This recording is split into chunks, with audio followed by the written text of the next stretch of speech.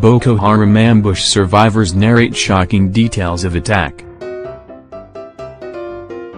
Some survivors of the Tuesday morning ambush on a convoy of dozens of vehicles under armed escort have narrated their woes, blaming the security agencies for poor preparation.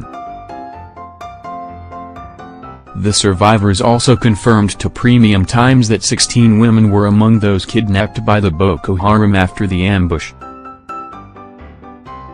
The ambush, at about 10 a.m. on Tuesday, was on a large convoy of commercial, private and government vehicles traveling from Maiduguri to the southern part of Borno State, passing through Damboa. Armed escort of soldiers is often required to travel through the recently reopened Maiduguri Bayou Federal Highway. The road, which also has a link to the gates of Sambisa Forest, had been closed for about 2 years after Boko Haram captured towns and villages along its axis. It was only opened for commercial motorists in February 2016. But since its opening, Boko Haram gunmen have staged several attacks on vehicles plying the road. The latest of such attacks was that of Tuesday morning, which occurred at Damboa village located about 30 kilometers from Maiduguri, the Borno State capital. The Borno State Commissioner of Police, Damian Chukwu, had in a press briefing informed journalists that 2 people were killed during the ambush. The casualty has now been confirmed to be at least 3. In a telephone interview with Premium Times, the Borno State Commissioner of Health, Haram, said of the 3 trucks conveying drugs and related items to the health facilities in Damboa and Chibok, only one was able to escape and made it to its destination. It was indeed a sad development, but it is one of those hazards that one confronts in situations like this, he said. We lost the driver who was shot at during the attack and one other person with the driver who tried to take over the steering before he too was shot at and the vehicle somersaulted. Premium Times was able to confirm from a security personnel who witnessed the incident that the second person referred to by the health commissioner was an escort soldier in the vehicle. The police commissioner had on Tuesday confirmed that a police sergeant, Balatis, was also among those killed, thus bringing the casualty to 3. The Nigerian military is yet to issue any statement on the attack. Mr. Mshilio also said the driver of the second truck, who could not maneuver and escape with his truck amidst the confusion, had to flee, leaving his vehicle behind. The insurgents took the second vehicle away, but the soldiers are still trying to trace and rescue the vehicle, he said. But the driver of the second vehicle has since arrived Maiduguri safely, while the third vehicle conveying drugs to Chibok got to its destination safely as well. A member of the Borno State House of Assembly, who represents Chibok local government area, Chibok, was among those that escaped from the attack. In a phone chat with Premium Times, the lawmaker described the incident as embarrassing. The lawmaker, a retired senior police officer, blamed the military and police for poor management of the situation. He said he was in the same car with the vice chairman of Chibok local government area as well as the district head of Chibok when the gunmen opened fire on them. The officials were on their way to Chibok to witness a federal government project that was to be flagged off in the town, he said. The vice chairman sustained a bullet injury on his thigh, while the district head was hit in the arm.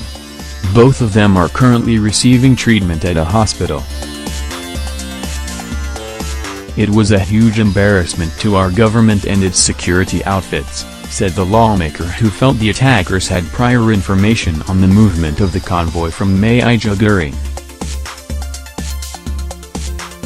From what I observed, It appears the terrorists had information that 3 trucks loaded with drugs would be passing through that route, he said.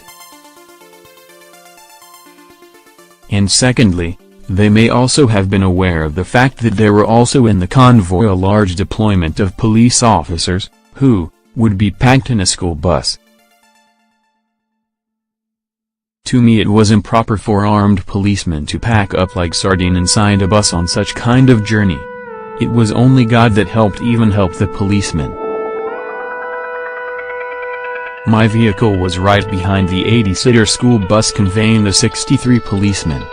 Just as the driver was trying to negotiate a bend, we started hearing loud shooting from all sides.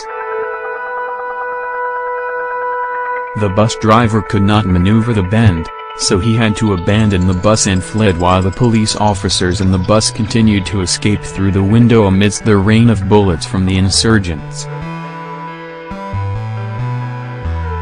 As our vehicle tried to drive past the bus, an RPG was fired at the bus, which scattered it.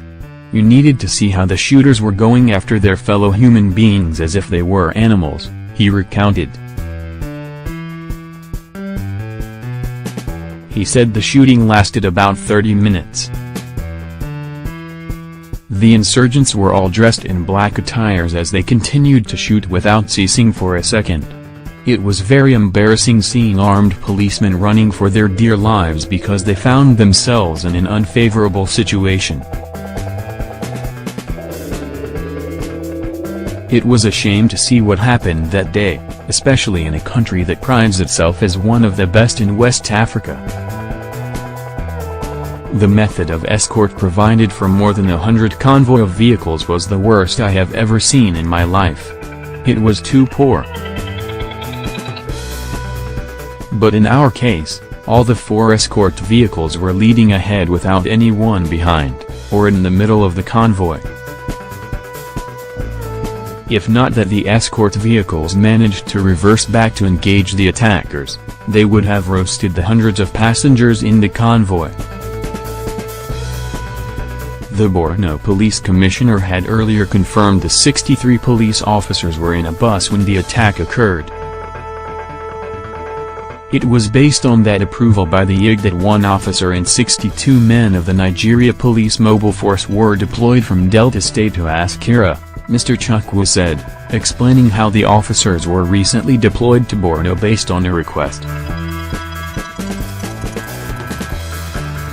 And the vehicle conveying the deployed unit, who were in an 80-seater bus, had to join the convoy of civilian travelers being escorted by the soldiers, he added.